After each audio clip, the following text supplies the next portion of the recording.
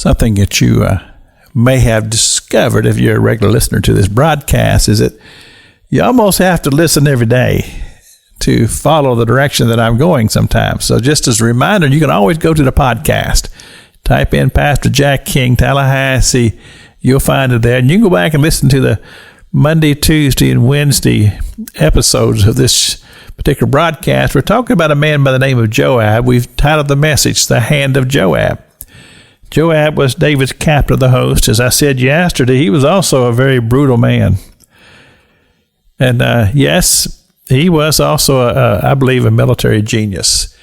And the way that he became captain of the host was that when they were about to take the city of Jebusn, which later became Jerusalem, David said to the men, he said, the first one that's across the wall will be the captain.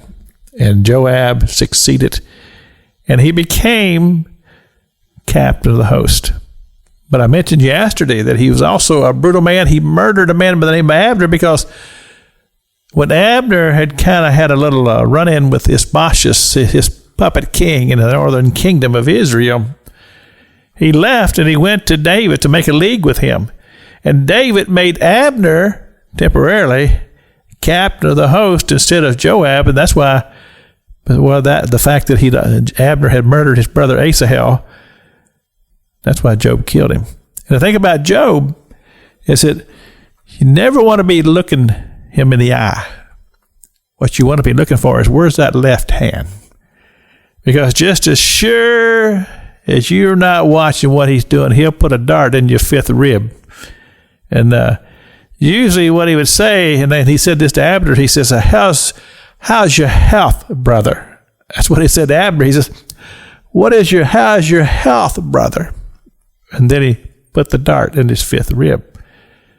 So question, this is where we're going, is how do you deal with a person like that? And I'm not necessarily talking about a person who's a murderer, but I'm talking about a person who can be manipulative, domineering, overbearing, very, very difficult to work with and to even be around.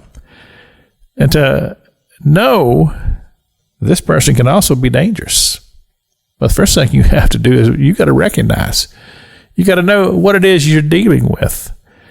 If you're seeing a person that's controlling and manipulative and self-centered, ambitious, and yes, dangerous, well, that's a person that we have to be careful about.